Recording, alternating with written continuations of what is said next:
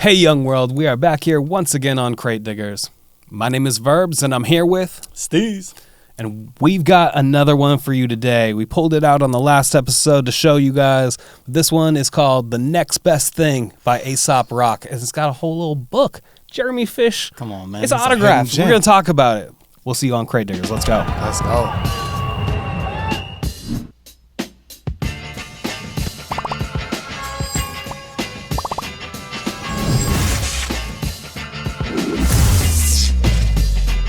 Crate Diggers. All right, so we are back here again.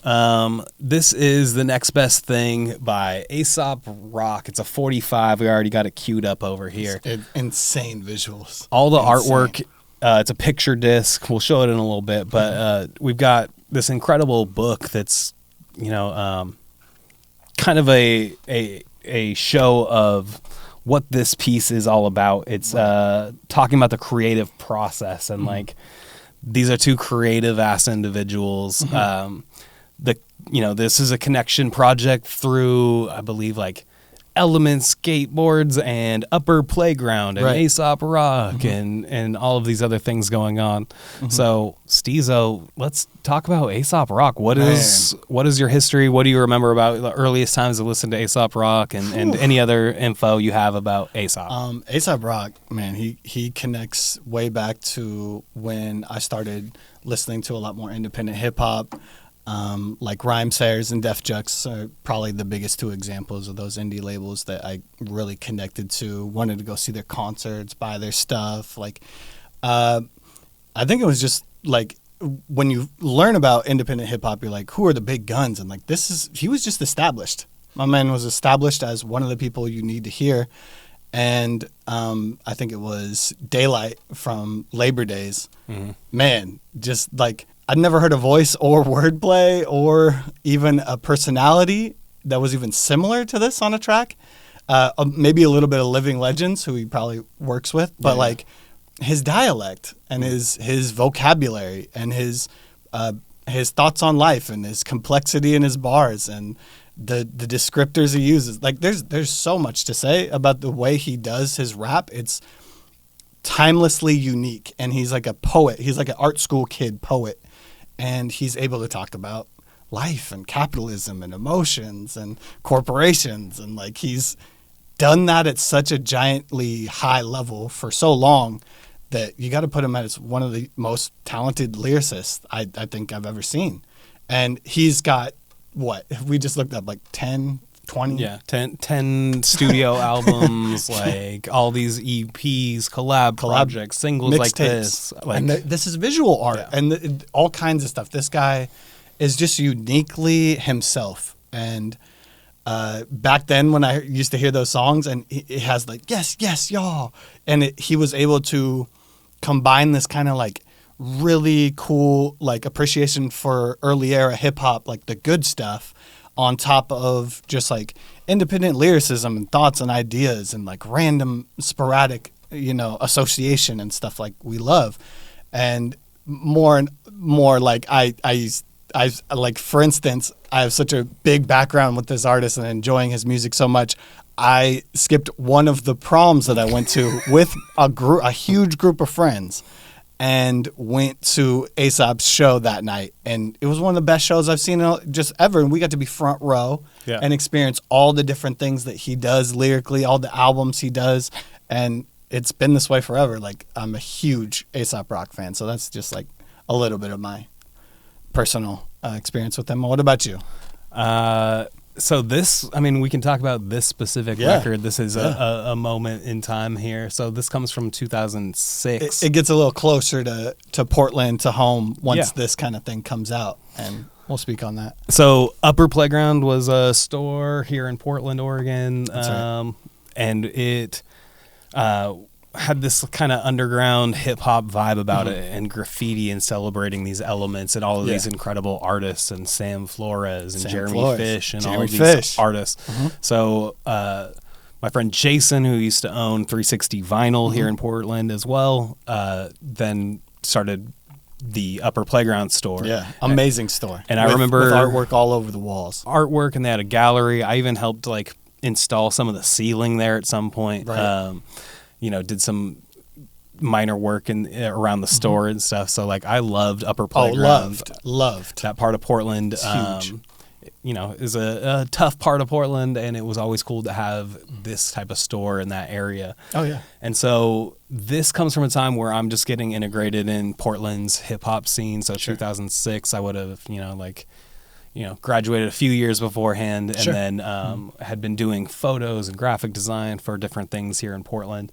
And this one particularly comes around the same time where Aesop's coming to town to do a tsunami relief event at it was like a concert at Roseland Theater, and same underneath the clothing brand that I worked for many years, that we threw that concert. So like that was this moment in time, and so he's coming out to celebrate the opening of Upper Playground and release of this 45 here with Jeremy Fish, and hung out and met him at this event and got everything signed. Meeting him really changed, like kind of putting the whole character together. Yeah, because like he's this very almost impenetrable person. He doesn't do a lot of interviews. He doesn't do a lot of talking, and so what you get is these very complex songs, and what does that come from? But also he has this legitimacy behind him that I've always felt with her.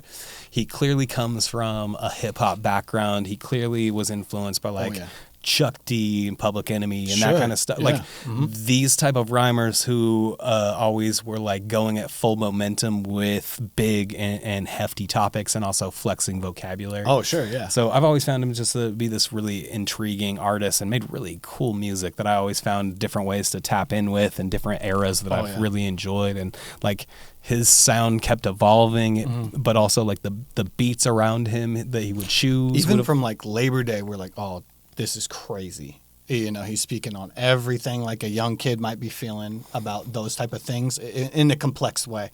But he moves on to Bazooka Tooth so soon. Yeah. And Bazooka Tooth audibly changes to this like acid, giant, like synthetic hip hop craziness. And grimy and big. And now he's able to throw you through lyrics like he was doing. What was the alphabet thing he was doing? The like, he was like using ACID on every lyric.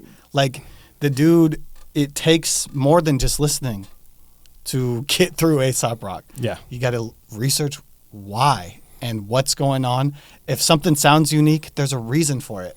He's doing something with intention every single time. Well, and he's such a good storyteller. These elements that we've always enjoyed about hip hop, where you can. He's got all the elements of just like a dope MC, right? Right. Without being in the typical package of what that voice sounds like. Right. It's very unique voice. Completely different. It's completely different than what somebody just like you hear on a microphone like Big L and just be like, that's dope. Right. But what he does with the metaphors, soliloquies, imagery, storytelling, it's incredible. Well, it's incredible work.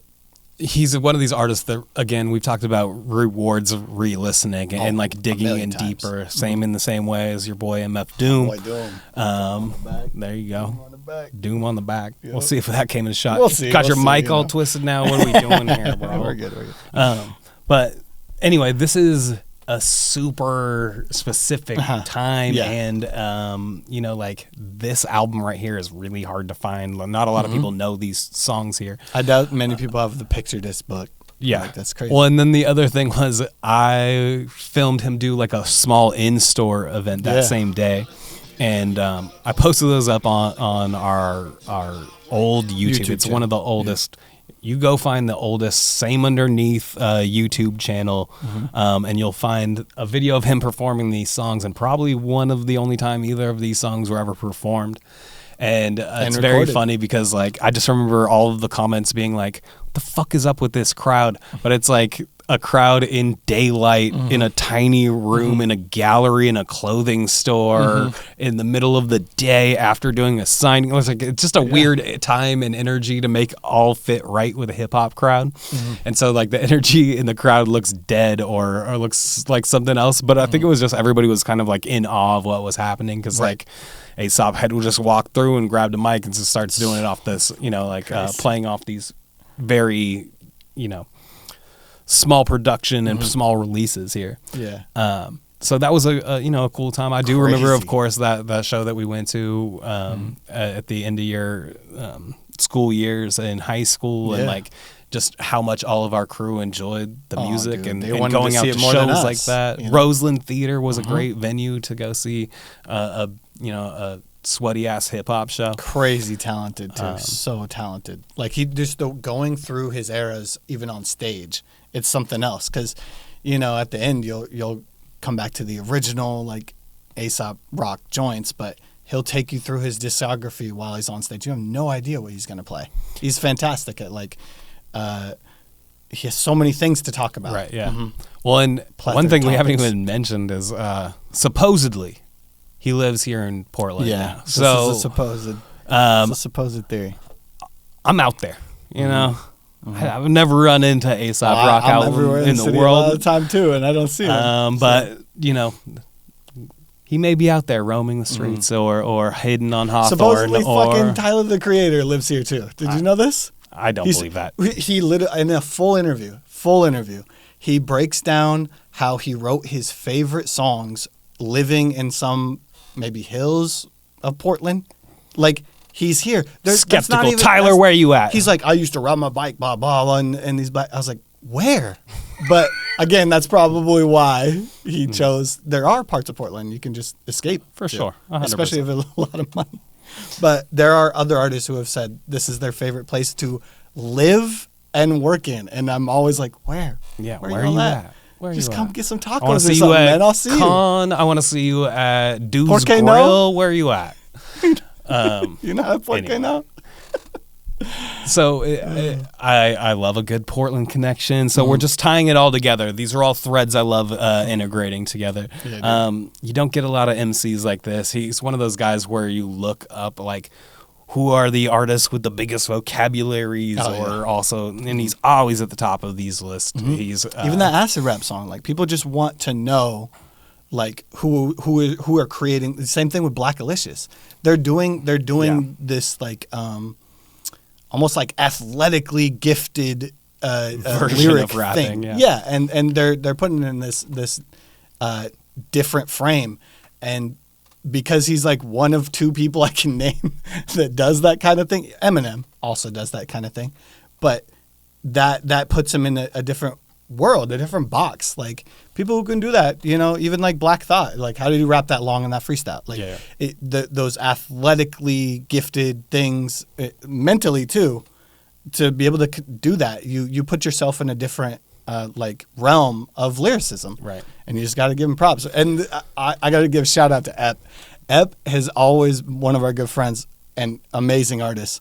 He's Check out Bathley out there, or Ep's solo music, or stuff with Lost Spoken. Ep is one of the greatest artists we've ever known. From Portland, for sure. So talented. And he's always pointed out that like it's either like it's one of his favorite lyricists, and he always like shouts out when he drops new shit and is like, this shit's insane. And to be up on that and like to give that guy that much credit all the time, I'm always like, well, Ep has great opinion, so I'm gonna go check this out too. And that Superette album that came out about the grocery store and the metaphors used and stuff like that. This guy is still at the top of his game. He's reinvented himself over and over, and now he's doing the concepts that he wants to get done. But I think as an artist too, I love to craft something, and there's a visual I have, and until it gets done, it's like it's still there. And he like drops all of these ideas like this, and like Superette, and it's like, man, we got to shout out Aesop Rock and play some dope shit for y'all. Yeah, and shout out to Plaid Pantry, Northwest. Oh yeah, Northwest Pacific out there. It's not a gas station. You just go and grab a little bit of bullshit. Have a good conversation. Yeah. the girl sitting there with a unlit cigarette in her mouth chatting with you and playing like the most offensive audiobook you've ever heard. That's what you get at a Plaid Pantry in Portland. Anyway, we'll get out of the nonsense and get into more nonsense. This first song is called The Next Best Thing. It's a 45, but it is played at 33. So don't speed that up. I almost did that. Yeah. Let's listen to the first one. And then on the second side, it's called The One That Got Away. It's this incredible storytelling song about a fisherman. Oh, yeah.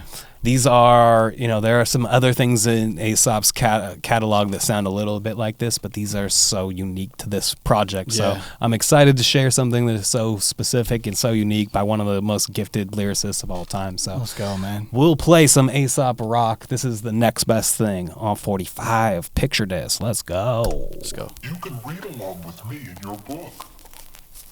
I gotta get both ears on this shit. Turn the page when you hear the chimes ring like this. So we can read along if you wanted to. Let's begin now. It's the world's greatest thing ever thung. Alright, we'll just hit some visuals real quick. First off, this production is crazy.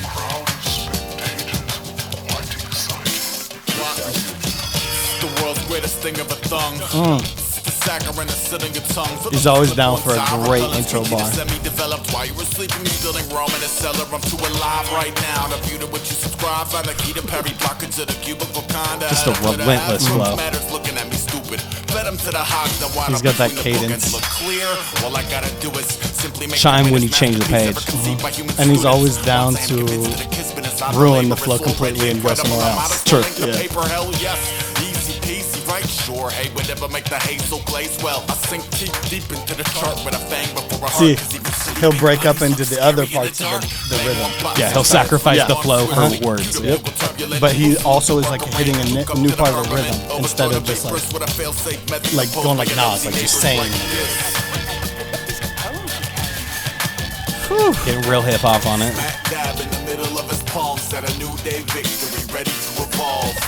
There's something about his like dope little layers he does on choruses where it's like he doesn't need to sing like this. Right. That's dope. Like you kill it. You can kill a whole hook by just doing one of your better bars on it and then layering your vocals, so you know there's a difference. Just perfected 2 bars and made them. Yeah. Perfect. So selfishly melt with a piss of Hades as to never note the critics shake the hand and kiss the baby. So the ratings for the chapel roof and snaggletooth is focused outside of the always gotta drop a snaggletooth, bro. It's your favorite. Love that shit. Halo Kibble. Number two, it's sort of like a silhouetted whore in plain view when your homework is due. Grindstone. This is like the 7th flow he's done. I know. So playful with it. And he never hangs on like E, A. He goes anywhere. He'll take R. He'll do multi-syllable.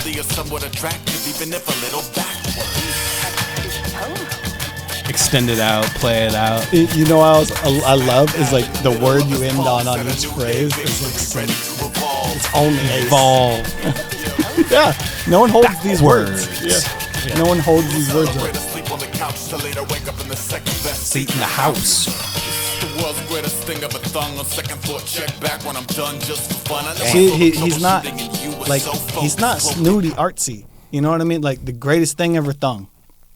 He's not overly snooty artsy. He's not saying I'm gonna present this story or this thing, and it's too like you can't break into my mental. Like you can't. It's gonna be so deep that you don't get it. You can get his metaphors, and then he's playful on top of that, and like.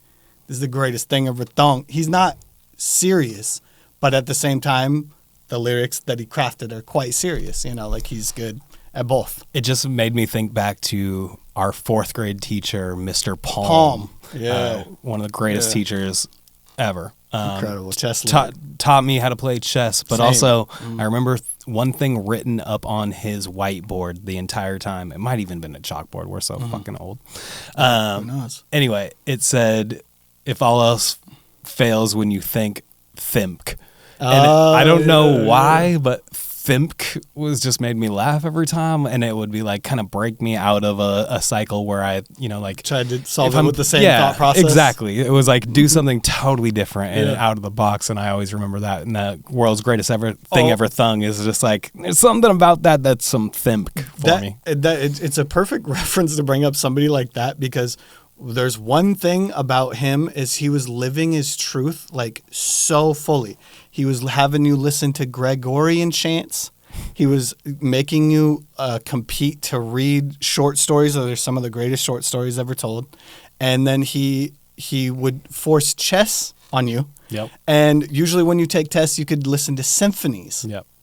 This is a unique person who like is I don't know if you find that in a fourth grade teacher ever again. No. But like people, weirdness and living your truth and painting stuff on the board like that, like it does break you out of the box. Stand on people's desks and stuff when they weren't paying attention. I loved Mr. Palm. He was the greatest teacher we ever had. That's how you do. That's how you affect somebody, is like really show them a different way. Yep. And man, like this is crazy. He actually doesn't.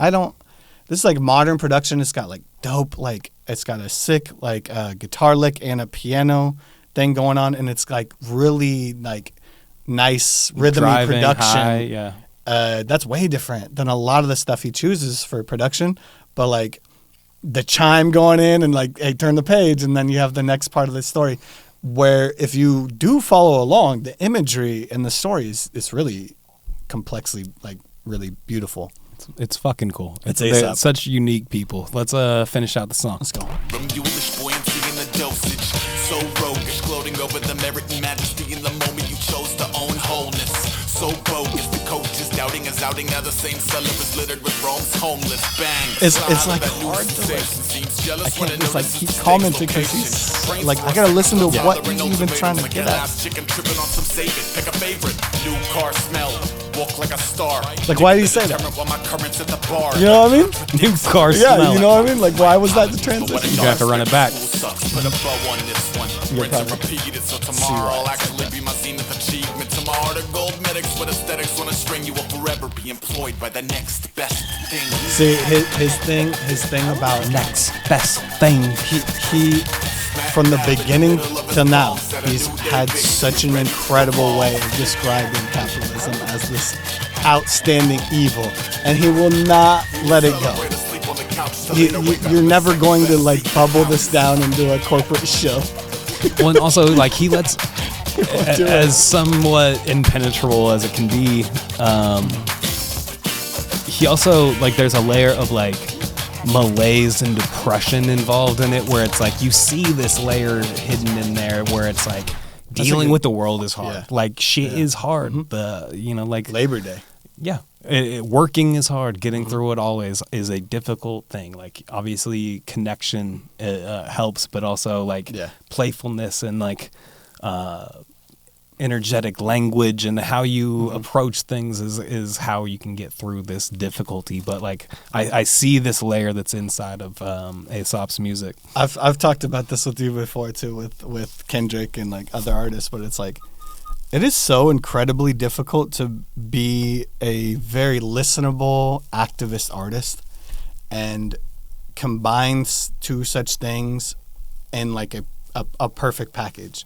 Like I support and love messaging like that constantly, but is there replayability? Mm-hmm. And being replayable is what got Kendrick from where he was to where he is. Yeah. And he never stopped being activist, but at the same time, there's this packaging that makes it work. And for indie packaging, he makes it work perfectly. For like major pop music, it's hard to ever break through with any type of activist message and be replayable and stuff. So when a guy like has been this way his whole career, and the poetry that he's given, it's just this amazing feat. I'm always in awe of like Aesop's career, because it's like nothing's ever changed the guy to be any different. He's like fiercely independent. And it's always going to be his thing. Like it's never going to get shifted to somebody else's thing because it could do something else. He's a craftsman too, and he doesn't just like change who he is for an era. It's just crazy. And it, I think a lot of times when you're like that, you can be like, I'm not keeping up with things. I'm not like paying attention to things as much when you're that way. Right. But he's just so locked in. He's the messaging still works probably more than ever if you listen to recent Aesop Rock out. See, that's the thing, man. Can we get to it? Aesop Rock. It's hard. That was unfair, Rocky. It's not fair, man. That wasn't cool.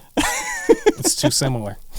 Let's just take a quick look at this incredible Look at this. 45. Let's see if I can hit that angle right. That little shine. It's a little beautiful. I mean, like they really did a great job with it. And on the other side, we have this incredible fish scene here because this is the next one is called The One That Got Away, and it's a little bit about fishermen. That's insane. Yeah. I love this one. So. Also, pretty sticky 45. It takes a little bit of. Nah, I saw you getting some work in over there. I tried. Takes a little oomph to put it on. Yeah, it's a little sticky. Let's see if we can keep it on this time. This is a slick 45. It wants to kick this needle right off. Let's go fishing. Yeah, let's go fishing. This one is called The One That Got Away.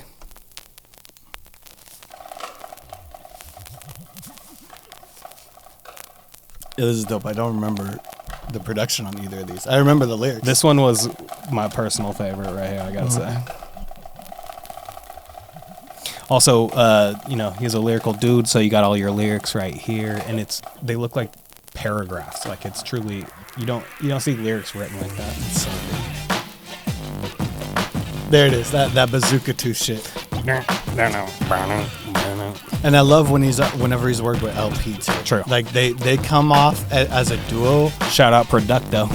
Yo, it's just insane when you hear them as a duo. There's I don't know how many songs they have, quite a few, but even just hit that in Spotify. LP and Aesop. Those songs, just like this. That's fucking crazy. From where it went to where it is. Sinker ran a worm.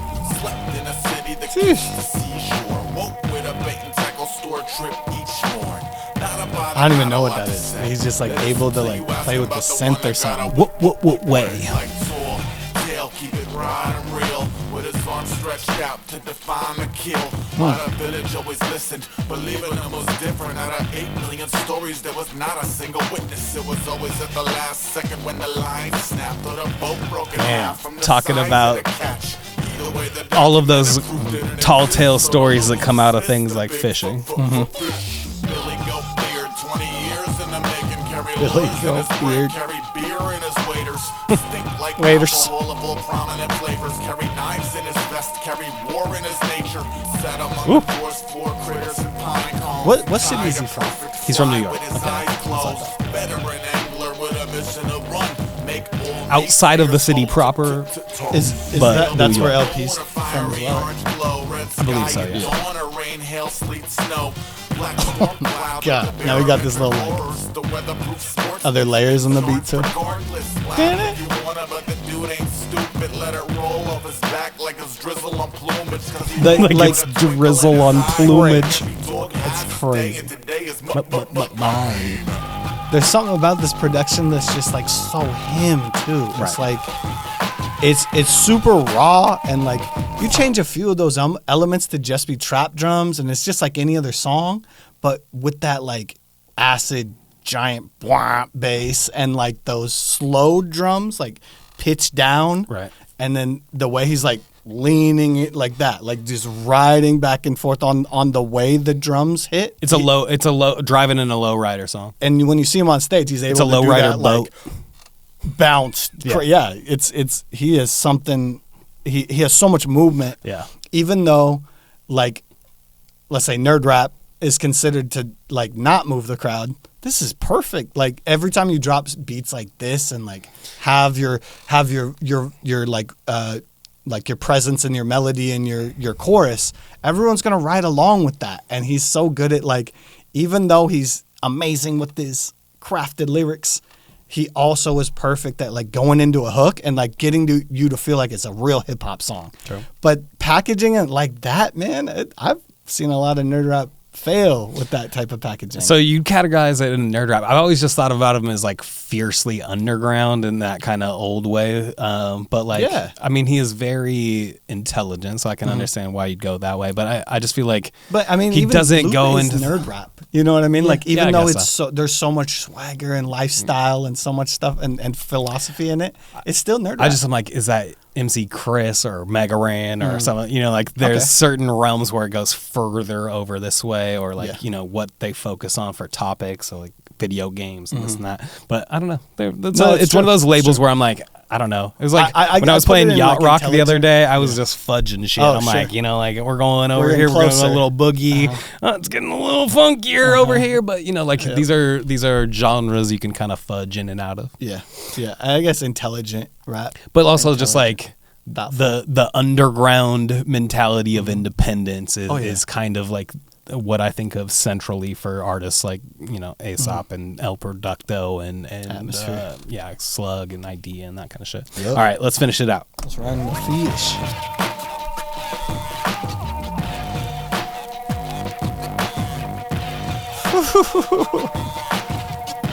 That's everything I was talking about with that beat. That's crazy. It's all right there.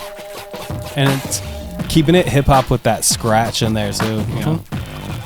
That's something I loved about independent artists is like they just didn't neglect any of the elements, like they were like outdated anymore. This is not that old. You know what I mean? Like it's still got such good. Well, actually, I mean it's 20 years old now, which is kind of crazy. Yeah, that's why I was thinking. I was like, wait, is it 10 or 20? That's insane. But man, it just sounds as new as ever to me. Like the way uniqueness is what keeps shits new.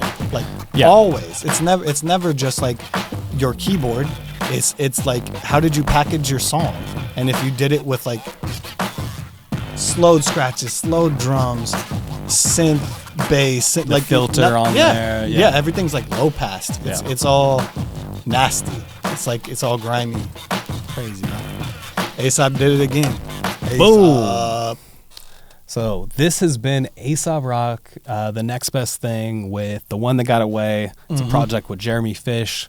I think it probably was released exclusively at Upper Playground when it came out. So Upper Playground was based in San Francisco, but had their outlet in Portland. I can't even remember where else they had outlets and stuff. But West Coast. Man, what a beautiful store. I just remember all of those incredible Sam Flores paintings on the wall as soon as he walked in. And one of my favorite artists. Like, I think my homie Miguel was the one who put me on. I was like, oh my God. Like, not only just with the shirts, but the artwork and just like the styling of everything. I probably bought like 10 shirts of his. When Upper Playground had done such a good job of connecting with artists like Jeremy Fish and all of these like graffiti style artists and stuff. That's just was such a cool way to connect cultures and like promote artists and stuff like that. I got, you know, like I don't know that many artists like this by name because of their style. So it's like I can see these. They found people with very unique and defined styles, and I always enjoyed what Upper Playground brought. Oh yeah, and this was very cool too. And hey, I got to meet Aesop Rock and play through shows with them. Yeah, and play some music. It's pretty fucking cool. He's a cool dude. Steezo. That leaves us probably the most important question in the entire universe. America's favorite segment? America's favorite segment. What could that be? It's all about the bopability. All right. Steezo, let's talk about it. We have the most important scale that's ever been created, the scale of bopability. Right. No numbers. Yep. So tell us, Steez, does Aesop still bop? Oh yeah, completely. Like I was just talking about that at the end of the episode. It's like, damn, your production. I guess it's 20 years ago, but your production 20 years ago is sounding like something that was made, you know, in Pro Tools today. Yeah, like. He's never not been way ahead of the game as far as like what he's doing with his like sonically. Every time he's way ahead of the game. Even in indie hip hop, like people probably still trying to replicate Bazooka Tooth, man. We're talking so much like prolific content from this dude, and he's a poet and he's a lyricist, he's an activist, he has incredible messaging, you know, he's got such a cool swagger style and you know, even like stage presence. The guy's huge. Go see if you ever have a chance. Big dude. Go see him live. Yeah. That is something else. And yeah, just respect to one of the best artists that there's been in the game. We're out there looking on the streets of Portland for you, Aesop. Huge probability, both sides. Both sides. That was crazy. Like there's no letdown in production, lyrics, ideas. Do you have a favorite of the two? Yeah, next best thing. That makes sense. It's 'Cause got that a production- push for it. Yeah. That production's similar to stuff that I try to create. So Before I give my own personal rating, I just want to thank our incredible producer, Jimmy. yes, sir. Jimmy has set up this incredible space for us. Reworked the new space again. He did it again. He did it again, guys. We have these here because of him. The mics are up, the cameras. He does the editing. This is his space. Like, truly can't thank Jimmy enough for all the stuff he does to make sure this podcast happens. So, shout out Jimmy. Go support anything he does in the world. Anything. Yeah, anything. Yeah. Then let's see. What else do I need to plug? Check out The Thesis. Portland's premier hip hop showcase. We are 12 years deep. If you are ever in Portland, every first Thursday of the month, we're at Alberta Street Pub with an incredible lineup of the best artists in the city. And lastly, New artists all the time, too. New artists all the time. We're bringing All up new types of artists. You're going to see incredible lineups that you won't be able to find anywhere else. And then last thing, make sure you go like, subscribe to this podcast. We are minutes away from hitting the goal. close, y'all. Thank you so much for love y'all, supporting man. it. And that is something that you can do is essentially just comment. Leave us a comment on your favorite Aesop Rock song. Yes. Let us know Yes. other songs you want to hear from artists like Aesop. Let me know what's your favorite album from Aesop Rock. This guy has a litany of albums, and I think that's one of the coolest things about a guy like this is you have no idea which one's going to be a favorite song or album from somebody. So let me know, song and album. What are your favorites from Aesop Rock? I gotta know. And I know you love correcting people. I know it. I know it deep down in your soul. You want to correct everything we said wrong. Tell me everything we said wrong. How many times in did this I say episode. Aesop Rock? Yeah, what did we do wrong on this one? Let me know. Let me fucking have it. Yeah, go on. Anyway, so let's get back to the track. The most important thing in the entire universe, the bopability. These two songs, they have totally different energies to them, but also it's a fun way that they come together. Right. Both have some, first song is less storytelling, but it has some storytelling elements to it. Next one is just like a perfect little short tale about a fisherman. The Fisherman. And I think that, like you said, the first one has this good driving energy. It's kind of a relentless flow on the whole song. Like he really cranks down on this one. Like So, 7 flows for you. yeah, how many different ways he comes and approaches that beat, which is really fucking cool. So I think it's still bops. If I'm going to say something really Controversial. wild card for me. I'm the wild card. Wild card. Steez, there is one more thing that we need to do, and that's queue up the next episode. Yes, sir. Since I provided this little 45 for this episode here, I want you to pick this next one and talk about what it is. Okay. Next up, we got one of our most infamous artists that we've talked about on the show, represented all over the set. And he has a collab album with Adult Swim. I'm talking about MF Doom, of course. He has a collab with Adult Swim and Danger Mouse, the producer. And them combined, that's Danger Doom. And I'm talking about a classic at this point. Like I think we have Sofa King and we have Mincemeat for you on the next one. And I recently have been making remixes and new production, and I remixed Crosshairs from Danger Doom. So I'm going to be able to plug that in the future, and we're going to check this one out next time on Crate Diggers. Hell yeah. Thank you guys for tuning in. We'll see you guys next time. Thank you. Peace, Let's go. y'all.